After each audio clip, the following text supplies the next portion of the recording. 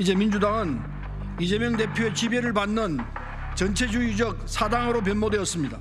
저는 이런 민주당을 이제 떠나고자 합니다. 입당도 자유고 탈당도 자유입니다. 공천하다 보면, 혁신을 하다 보면 가족을 벗기는 아픔이 있지 않느냐. 그래서 아니 그 당대표께서 그러면 자기 가족을 벗기지 않는 그런 문제를 지적한 거죠. 투명한 심사 결과로 좋은 후보들이 골라지고 있습니다.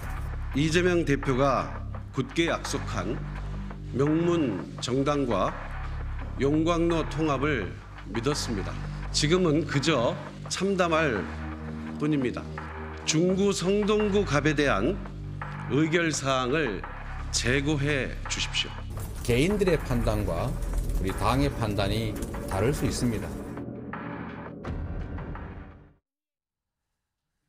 자, 지금 반발하는 민주당의 의원과 이재명 대표의 얘기를 교차해서 반복해서 저희가 좀 전해드렸는데요. 이런 상황입니다. 그리고요, 오늘도 탈당 선언하신 분, 그리고 탈당을 예고 또는 경고한 분들 계속 나오고 있는 상황인데요. 사실은 어제 오후에 열렸던 민주당의 의원총회, 굉장히 심상치 않았던 분위기라 그러죠. 뭐 일각에서는 사실상 헤어진 결심 이런 걸 밝힌 자리가 됐다, 이렇게까지 평가가 나오는데 어제 의원총회와 관련된 목소리들이 있습니다. 확인해 보겠습니다. 의원들이 어제 한 절반 정도 왔던 것 같은데요. 예. 어제 한 20명 넘게 발언을 20명 했습니다. 어제 발언한 분 중에는 소위 아주 친명으로 분류되는 분들도 있었고, 네, 저 말고도 비공개 회의에서 저보다 아주 더 세게 아주 강력한 그런 비판을 한 분들이 많았습니다. 계속해서 사퇴하라고 이야기했습니다. 사퇴해야 할 이유가 경선 대통령 후보 경선 당시에 이재명 대표가 갖고 있는 하자가 너무 많다고 생각했습니다. 그러니까 어제 의원총회에 참석하신 분들이 이런 얘기 꺼냈습니다. 분위기가 어땠습니까? 이런 걸 좀 전한 거거든요. 상대적으로는 친명이라고 꼽히신 분들은 굉장히 말을 지금 아끼고 있는 상황이거든요. 그래서 이제 별다른 설명이 아직 나온 바는 없습니다. 그러면은 다음에는 화면으로 어제 의총장에서 나왔던 얘기들 좀 정리해 보죠. 지금 4명이 등장을 하는데요. 일단 홍영표 의원 굉장히 강하게, 지금 보면 가장 강하게 목소리를 내고 있는데 피칠갑된 손으로 웃으며 빵점 얘기를 했다. 강하게 반발을 했어요. 그리고요, 서른 의원 대표직 내려놓고 총선 불출마라 이렇게 요구를 했다. 그리고요, 오영환 의원은 수수비의 사무총장, 사무부총장 물러나야 합니다. 그리고 송갑석 의원 요새 강한 불만 표시하고 있죠. 문재인 전 대통령 없이 이재명 대표로 총선 치를 수 있습니까? 이렇게 또 비판, 반발 이렇게 하는 목소리를 냈다고 합니다. 자, 그럼 여기서요. 비명계 의원으로 꼽히시고요. 어제 의원총회에도 좀 참석하신 걸로 알려져 있는데 윤영찬 더불어민주당 의원 좀 전화로 연결해서 자세한 얘기 좀 나눠보도록 하겠습니다. 윤영찬 의원님 나와 계시죠? 예, 안녕하세요. 윤영찬입니다. 당 상황이 굉장히 좀 심각하다 이런 평가 좀 다 받고 있는데요. 우선 어제 의원총회에서 고성도 좀 오갔고 거친 말도 나오고 그랬다고 하는데 비명계 의원들 특히 반발이 거셌다는 얘기가 나옵니다. 어제 의총 분위기가 좀 어땠습니까?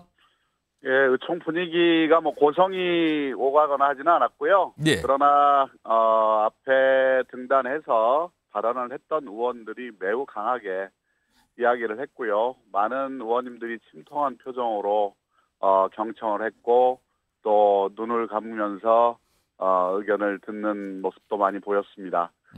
전반적으로 지금 벌어지고 있는 이 민주당의 공천 과정이 정상적이지 않다라는 부분에 대해서 많은 의원님들이 동감을 하시는 것 같고요. 예. 그리고 이거를 지금 바로잡지 않으면 민주당은 이번 선거에서 진다라는 것들에 대해서도 많은 이야기들이 나왔습니다. 특히 이제 홍영표 의원이 어제 의원총회 끝난 다음에 인터뷰 등을 통해서 여러 가지 얘기를 하셨는데 한 20명 정도가 목소리를 높였고 그리고 그 가운데는 친명으로 꼽히시는 의원분들도 상황에 대한 우려, 걱정하는 목소리를 냈다고 하는데요. 어떤 내용들이 좀 나왔습니까? 예, 친명으로 분류되는 의원님들도 그런 얘기를 했죠. 윤정석 전 실장에 대한 공천이 매우 중요했다. 예. 그리고 윤정석 실장 공천은 지지율 떨어지고 있는 지지율을 반등시킬 수 있는 사실상 마지막 기회였다. 우리 민주당이 지금 몇 석을 얻을 수 있느냐? 처음에는 160석, 120석, 이제 100석을 이야기하고 있다. 예. 왜 이런 상황을 방치하고 있느냐? 왜 이런 상황에서 민주당을 통합적으로 운영하지 않고 왜 임종석 실장까지 공천에서 배제하는 것이냐라고 강하게 항의하는 목소리들이 나왔죠. 그러면은 어제요 이런 뭐 항의하는 목소리, 걱정하는 목소리가 많이 나왔다 그러는데 그 자리에 이재명 대표가 늦게지만 참석을 했거든요. 네. 이재명 대표는 어떤 말이나 반응이 전혀 없었습니까? 예, 뭐 처음에 발언을 하시겠냐는 홍익표 원내대표의 요청에 본인은 안 하겠다는 이 손짓을 했고요. 그리고 줄곧 내내 휴대폰을 보거나 아니면 고개를 들고 천장을 응시하거나 아니면 눈을 감고 계신 걸 봤습니다. 그러니까 별다른 반응은 없었다. 듣고만 있었다 이 뜻이 되는 거네요. 네, 그렇습니다. 어제 컷오프 결과가 나온 임종석 전 실장 오늘 기자회견을 했는데요. 당에 재고 요청을 했어요. 그러니까 다시 한번 이 결정에 대해서 좀 다시 한번 숙고해서 좀 번복해달라는 요청인데 많은 정치권 인사들 그리고 언론에서도 오늘 탈당 얘기를 하지 않을까 했는데 그렇지는 않아서 조금 의외라는 반응인데 혹시요 임종석 전 실장의 탈당을 의원님께서 좀 만류하시거나 좀 연락을 하시거나 그러셨습니까?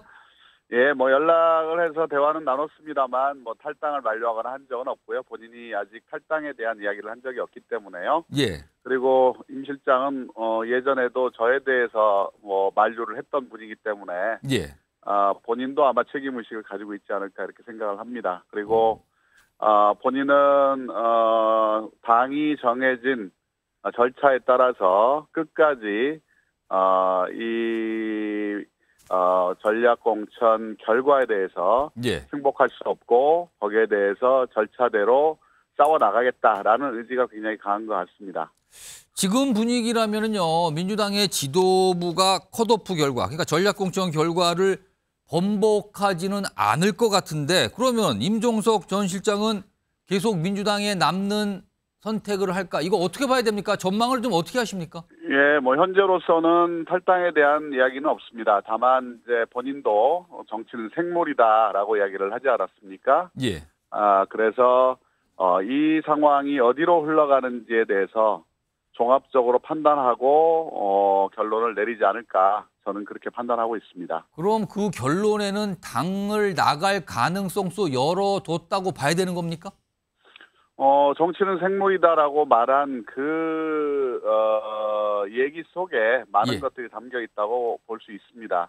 다만 임 실장은 김대중 대통령 때부터 정치를 시작한 분이고, 김대중 노무현 문재인 대통령 시절에는 비서실장을 했기 때문에 이 당에 대한 애정이 남다르다 생각합니다. 그래서 어찌됐든 본인이 할 수 있는 당을 정상화시킬 수 있는 역할을 최대한 모든 몸을 던져서 다 해보고자 하는 생각들이 있을 것 같고요. 뭐 그것이 여의치 않았을 때는 그야말로 정치는 생물이겠죠. 정치는 생물이다라는 말씀에 여러 가지 가능성이 좀 담겨 있는 걸 좀 이해할 수 있겠네요. 네. 자, 그런데요. 임종석 전 실장 관련된 이 사안에 대해서 일각에서는 만약에 임 전 실장을 민주당이 공천을 했을 경우에 여당에서 사실은 586 운동권 기득권 프레임 그러면서 굉장히 압박을 하고 있는 상황이거든요. 공세적인데 이것 때문에 이걸 의식하기 때문에 공천에서 배제했다. 이런 시각도 좀 존재하거든요. 이 부분은 좀 어떻게 보십니까? 뭐 만약에 그런 시각이었다면 사실은 전략공천위원회 회의 과정에서 나와야 됐죠. 그런 부분들이 또 언론에도 보도가 됐을 거고요. 그러나 그런 얘기는 한마디도 나온 적이 없었습니다. 그리고 민주당에 지금 공천을 단수 공천 받으신 분 중에서 운동권 출신이 얼마나 많습니까? 어떤 운동권은 그냥 단수받고 친명이라는 이유로 단수받고 어떤 운동권은 운동권에 대한 모든 책임을 다 뒤집어 써야 된다는 논리는 맞지도 않고요. 그리고 임종석 실장 같은 경우에는 이미 정치를 국회의원 2번 하고 오랫동안 이 제야에서 몸담고 있었고 그다음에 뭐 서울시 정무부시장이라든지 이런 대통령 비서실장이라든지 이런 어떤 정치권의 또 본령과는 또 거리가 떨어져 있었던 시절도 있었습니다. 많았습니다. 그런 임실장에 대해서 운동권의 논리, 운동권의 책임론을 씌운다는 것은 저는 뭐 어불성설이라고 생각합니다. 지금 민주당의 이 공천 결과 물론 다 전부가 나온 건 아니지만 지금 중간 정도의 과정을 보고 정치권에서 나오는 평가 중에 하나가 비명횡사 뭐 이런 표현까지 좀 등장을 했는데요. 사실은 앞서서 문재인 전 대통령은 명문정당 이런 걸 강조했거든요. 통합과 화합을 강조한 건데 지금 이 공천상을 지켜보고 있는 문재인 전 대통령 어떻게 보고 있을지 어떤 생각할지 궁금한데 혹시 연락은 좀 해보셨습니까? 뭐 직접 연락은 안 했습니다만 대통령님의 성정으로 봤을 때 아마 대통령님도 많은 배신감과 분노를 느끼고 계실 거다. 그러나 전직 대통령으로서 현실 정치에 개입하는 부분에 대해서 얘기를 언급을 하는 부분에 대해서 또 다른 또 판단을 하고 계실 거다라는 부분들에 대해서 추측할 수 있고요. 그리고 대통령님만큼 요즘에 마음이 사나우신 분이 없을 겁니다. 혹시 향후에 지금 공천과 관련해서 문재인 전 대통령이 어떤 메시지를 낼 가능성은 없다고 보십니까, 그럼? 뭐 그것도 전혀 배제할 수는 없다고 저는 봅니다. 지금 가고 있는 상황이 사실상 대통령께서 그렇게 사랑했던 민주당의 최악의 상황으로 지금 치닫고 있는 거기 때문에 민주당을 통해서 대통령이 되셨던 문재인 대통령께서도 또 본인의 여러 가지 책임감을 또 느끼시면서 고뇌하고 계실 거다 이렇게 봅니다. 사실은 이달 초에 문재인 전 대통령과 이재명 대표가 이제 평산마을에서 만나서 독대를 한 30분 정도 했다 이런 내용이 좀 알려졌는데 이게 좀 뒤늦게 좀 보도를 통해서 나오는 내용이 그 당시에 문재인 전 대통령이 본인의 당대표 시절 얘기를 꺼내면서 이재명 대표에게 대표가 먼저 측근을 좀 정리해야 된다 이런 얘기를 당부했다 그러는데 사실상 지금 보면 이게 실천이 안 된 셈이거든요. 이건 좀 어떻게 봐야 되는 겁니까? 선거를 앞두고 당이 혁신한다는 것은요. 사실은 자기의 측근들을 먼저 쳐내는 작업이 우선 돼야 합니다.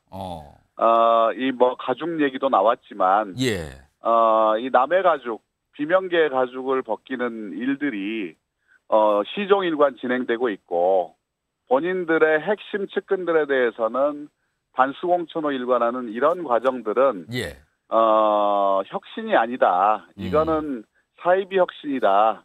이렇게 아마 많은 분들이 보고 있을 겁니다. 대통령께서도 당의 통합과 혁신을 아마 주문을 하셨을 거고 그 혁신에는 우선 가까운 사람부터 치면서 당을 혁신 공천을 해야 되지 않겠냐. 그래야 민주당이 살고 민주당이 윤석열 정권을 심판할 수 있다. 이런 말씀들을 하셨을 걸로 보입니다. 지금 윤영찬 의원께서는 경선을 치르셔야 되잖아요. 네, 그렇습니다. 만약에 경선, 지금 굉장히 좀 불리한 상황이에요. 감점을 받게 된 상황에서 경선을 치르셔야 되는데 혹시 경선에서 탈락하더라도 당을 나가는, 그러니까 탈당하는 일은 없습니까? 이거 좀 질문이 좀 있었긴 한데요. 어차피 뭐 경선에서 탈당해도 경선에서 지더라도 탈당을 해도 다시 나올 수 있는 방법은 없습니다. 현행법상.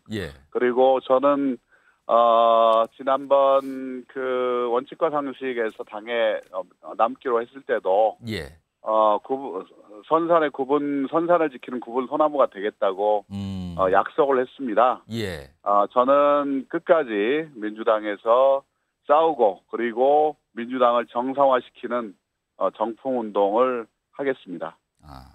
요거 좀 마지막 질문인데요. 사실 이것도 좀 논란이 되고 있는데요. 사실 같은 금품 수수 의혹을 받고 있고 기소가 된 기동민 의원, 이수진 의원, 그러니까 비례대표 이수진 의원 말씀인데요. 약간 당에서 완전히 다른 판단을 했거든요. 기동민 의원 같은 경우는 사실상 컷오프고요. 이수진 의원 같은 경우는 좀 경선에 임할 수 있게 이렇게 판단이 다르게 나왔거든요. 이건 좀 어떻게 봐야 되는 겁니까, 그럼?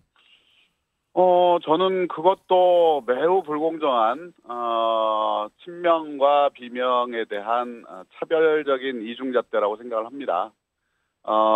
기동민 의원은 뭐 일부 혐의 사실을 인정했다. 예. 또 이수진 의원은 인정하지 않았다.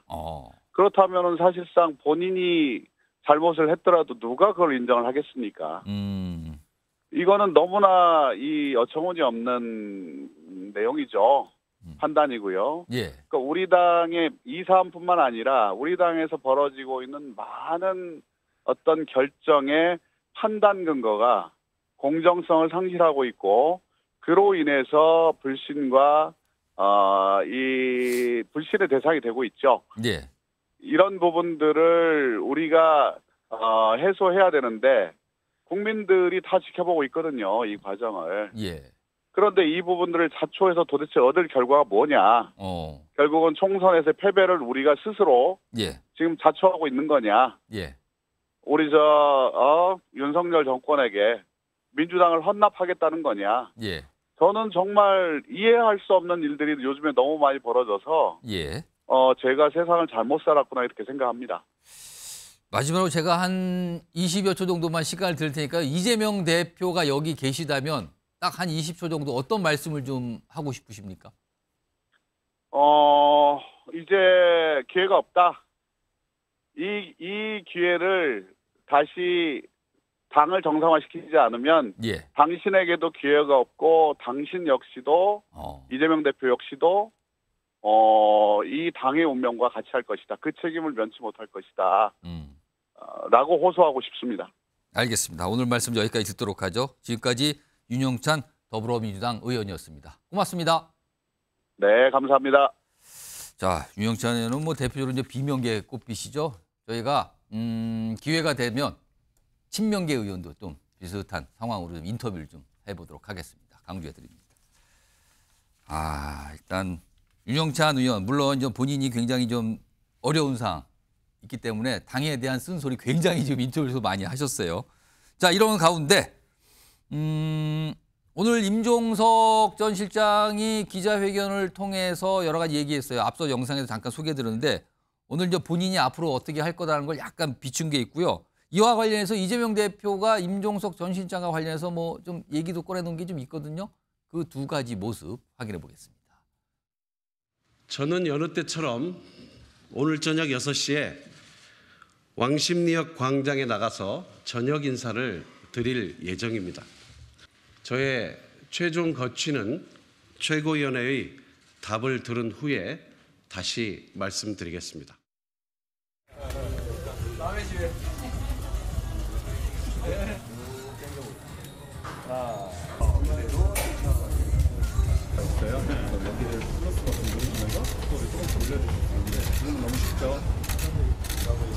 그야말로 경제가 폭망했습니다. 귀하지 않는 사람 없고 귀하지 않는 지역이 없습니다. 충분한 대화를 통해서 최대한 원만하게 해결해 가도록 하겠습니다. 자, 윤주진 퍼블리커스 대표 나와 계신데요. 오늘 이재명 대표가 일정이 있었어요. 그러니까 뭐 직장인들 만나는 자리인데 그 장소가 이제 피트니스 센터였어요. 근데 러닝머신에 올랐을 때 또 하필 러닝머신에 TV가 있는데 그 TV에 속보로 임종석 전 실장 기자회견 내용이 속보가 딱 떴어요. 근데 그 모습을 보면서 그 피트니스에서 여러 가지 행사를 했거든요. 지금 나오네요. 화면 보니까 하필 또 저게 떴어요. 네. 러닝머신 앞에서. 윤주진 대표가 좀 이 상상력을 발휘하셔서 저 장면을 봤을 이재명 대표는 무슨 생각을 했을 것 같습니까? 이 뉴스를 정말 많은 국민들이 보고 있겠구나. 이런 생각이 들 것 같아요. 그러니까 어떻게 보면 이재명 대표는 본인으로서는 지금 임종석 실장 문제로 민주당이 너무 시끄럽고 논란이 되는 것이 애써 외면하고 싶은 현실이 아닐까. 그냥 이 안에서만 좀 시끄러울 뿐이지 실제로 이렇게 뭐 크게 국민들은 관심이 없을 수도 있어. 이렇게 합리화를 하고 싶었을 수도 있을 것 같아요. 또 주변에서 그렇게 보고를 할 수도 있죠. 잠시 스쳐가는 찻잔 속의 태풍일 뿐입니다. 될 것 같다. 그런데 트니까 이거 사람들이 참 많이 보겠구나. 이래서 지지율이 떨어지는구나. 그렇게 피트니스 센터 같은 데서 저렇게 나오는구나 지금 속보로. 그리고 또 참 재밌는 게 운동하는 데를 가서 운동권의 주역을 만났습니다. 또 그렇게 되는 겁니까? 그래서 이거 퓰리처 상감이다. 이 사진 한 장 재밌고요. 이재명 대표가 이걸 오늘 느낀 바가 많아야 될 것 같아요. 아까 말씀드린 대로 이 뉴스가 지금 전국적으로 도배가 되고 있고 어딜 가나 임종석 실장 이야기를 하는 분위기거든요. 예. 현실을 빨리 깨달아야 될 것 같습니다. 김종욱 전 청와대 행정관 오랜만에 나오셨는데요. 일단 짧게 먼저. 이재명 대표가 임종석 전 실장 관련 문제가 이렇게 처리가 될 경우에는 반발이라든가 이게 이슈가 된다든가 이거는 예상을 못했을까요? 아니면 예상을 한 상태에서 어떤 결정을 당해서 한 걸로 볼까요? 저는 그것이 뭐 임종석 전 비서실장이 아니라고 하더라도 예. 공천과 관련해서 어떤 잡음과 논란이 발생하게 되면 거기에 대한 논란은 당연히 있을 거라 생각이 드는 것이고 예. 그런 논란을 회피하면서 혁신 공천을 할 수 없다라는 생각을 했을 거예요. 하지만 이제 임종석 전 비서실장이 가지고 있는 정치적 무게감이 있기 때문에 그렇습니다. 다른 분들과는 다르게 느낄 수밖에 없는 측면입니다만 이 지역구는 원래부터가 예.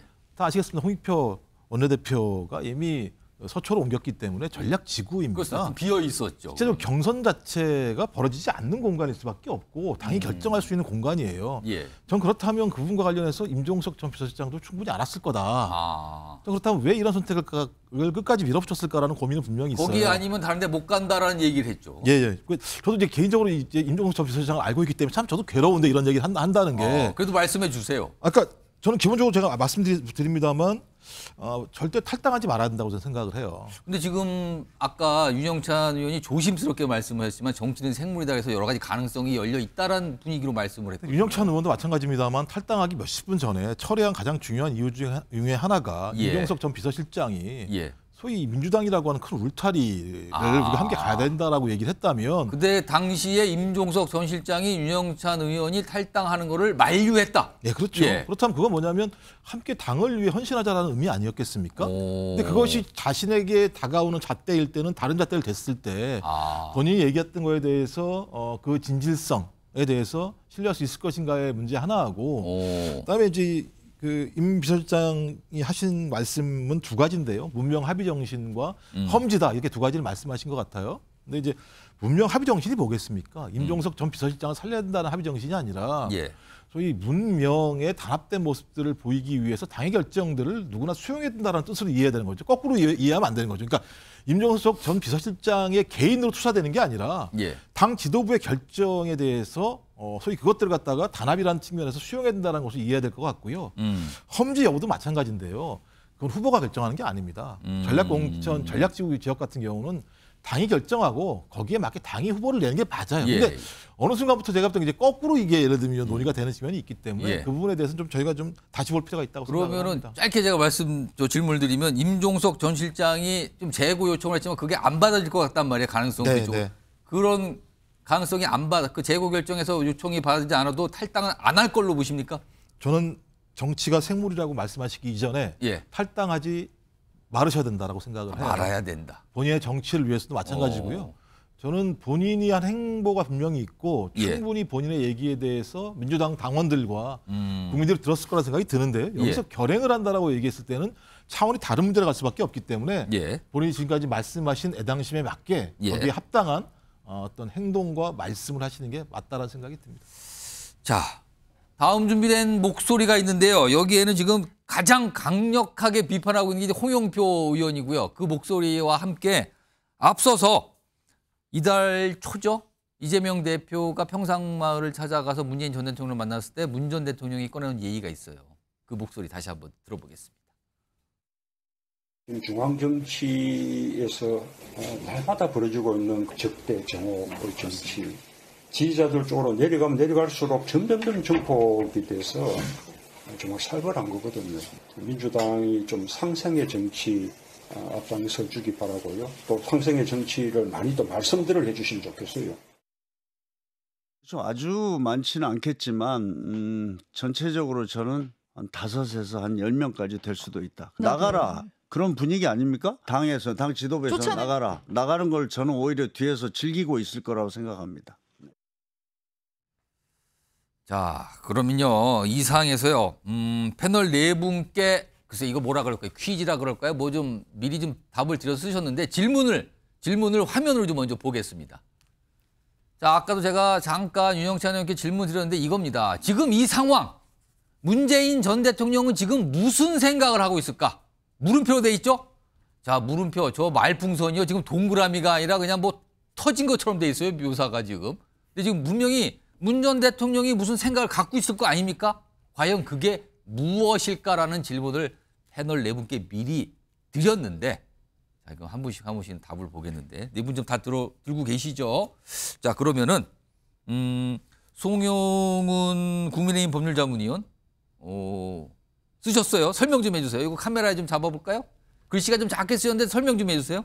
예, 인간에 대한 예의라고 썼는데요. 인간에 대한 예의, 이런 생각을 하고 있을 거다. 이게 책 제목입니다. 그 공지영 작가의 유명한 책 제목인데, 얼마 전에도 문재인 전 대통령이 그 공지영 작가의 책을 하나 추천하지 않았습니까? 책 제목이 너는 다시 외로워질 것이다였어요. 이게 조국 전 장관이 그 평산마을 찾아간 날 그 책을 추천했습니다. 그러니까 문재인 전 대통령은 사실상 그 책을 추천하면서 책 제목이나 어떤 책의 핵심 내용을 가지고 사실상의 정치를 하고 있는 거죠. 그래서 최근에도 공지영 작가의 책을 추천했길래 제가 이번에도 공지영 작가의 책 제목을 가져와 봤는데, 사실은 지금 민주당에서 그 논란이 되고 있는 인물들에 대해서 모두 다 그 공지영 작가의 책 제목으로 문재인 전 대통령이 하고 싶은 말이 있을 거라고 생각을 합니다. 지금 이 책 제목은 그러니까 하위 10%로 지목된 분들을 놓고 이재명 대표가 기자들 앞에서 빵점 맞은 분도 있다라고 하면서 공개적으로 조롱을 하다시피 웃었잖아요. 예. 그 장면을 보면서 아마 인간에 대한 예의라는 책 제목을 떠올렸을 거고. 아, 이게 책 제목입니까? 그렇습니다. 공지영 작가의 책 제목이고요. 그걸 또 인용해서 쓰신 거군요. 그렇습니다. 인간에 대한 예의. 그렇습니다. 또 컷오프된 임종석 전 실장에 대해서는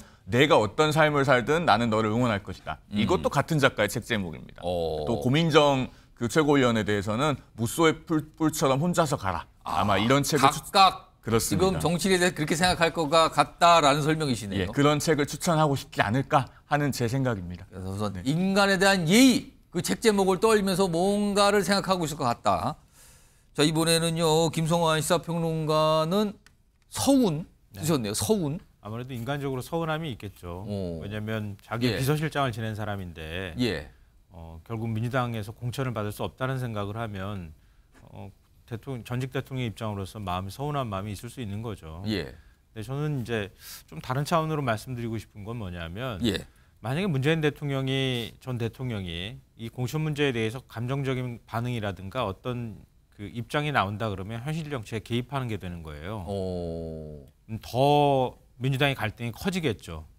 그러니까 문 전 대통령을 중심으로 뭔가를 움직이려고 하는 세력들이 만들어질 가능성이 있는 거죠. 그게 메시지 또는 사인으로 인식이 되겠죠? 네, 이건 매우 부적절한 거죠. 당연히 전직 대통령이 현실 정치에 개입하고 야당의 정치에 개입하는 게 되는 거잖아요.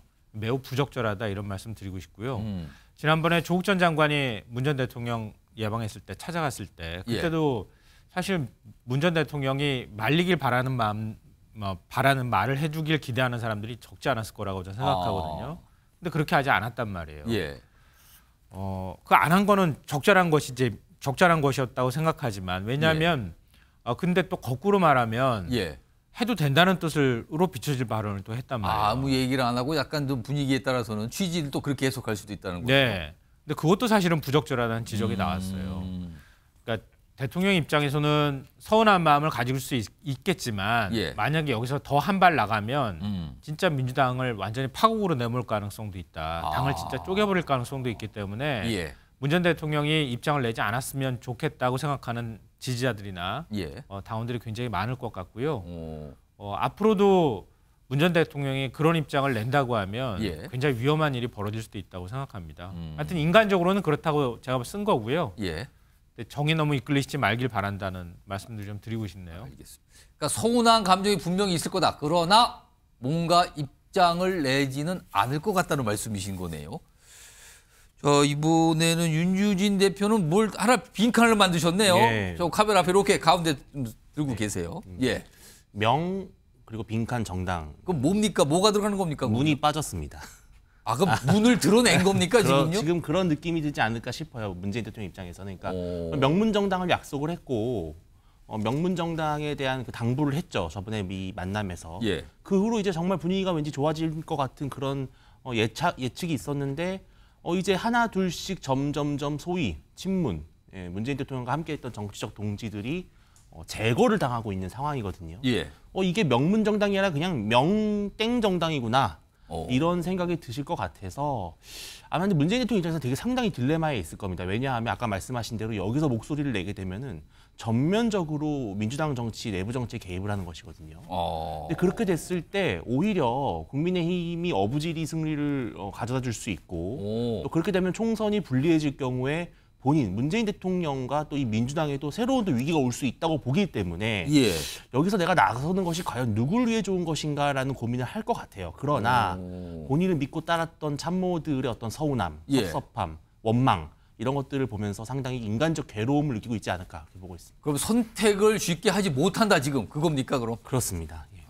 그럼 결국에는 무슨 선택을 할 것 같습니까? 그런데 저는 결국에는 문재인 대통령이 좀 움직일 거라고 봅니다. 움직인다. 왜냐하면 이대로 공천 파동이 계속 유지가 되고 개파 갈등이 심해지면 결과적으로는 총선은 민주당에게 어려워지는 것은 같은 결과거든요.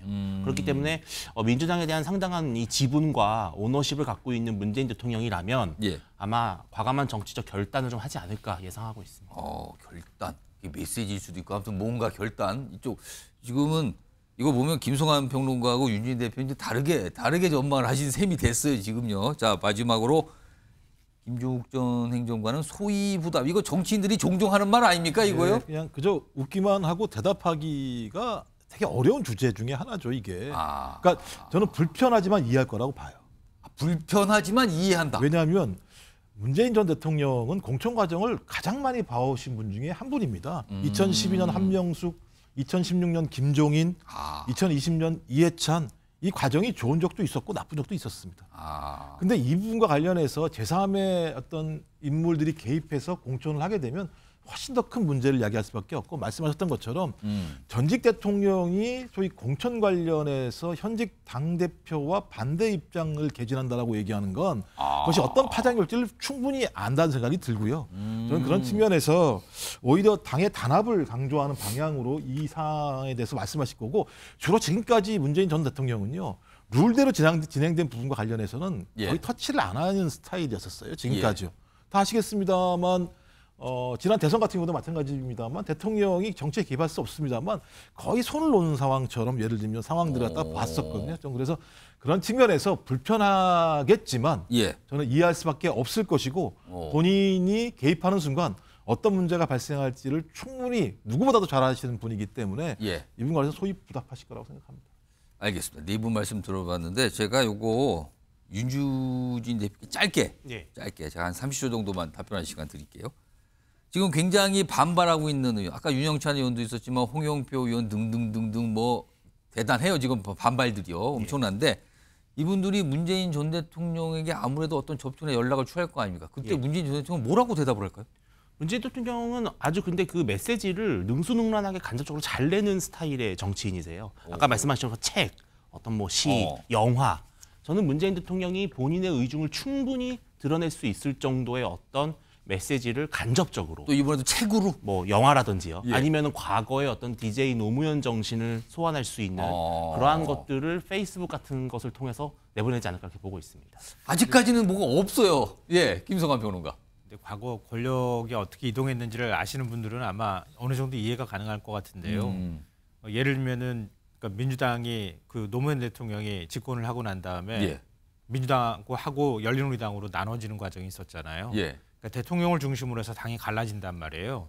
그러니까 국민의힘도 뭐 새누리당이나 한나라당 시절에 마찬가지였어요. 집권하면 대통령을 중심으로 갈리거나 아니면 공천확산이 벌어지거나 이런 일들이 있어 왔고요.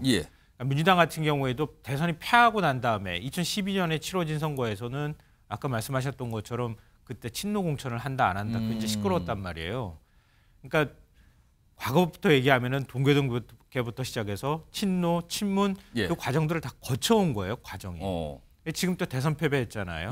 일종의 세력교체 과정에 있는 거예요. 이 과정은 굉장히 좀 아프거나 굉장히 시끄럽고 고통스러운 과정일 수밖에 없어요. 그러니까 국민의힘도 사실 그랬던 전력들이 있는 것처럼 지금 일정하게 그런 과정에 있다 이렇게 또 본질적으로도 이해하면 어떨까 싶습니다.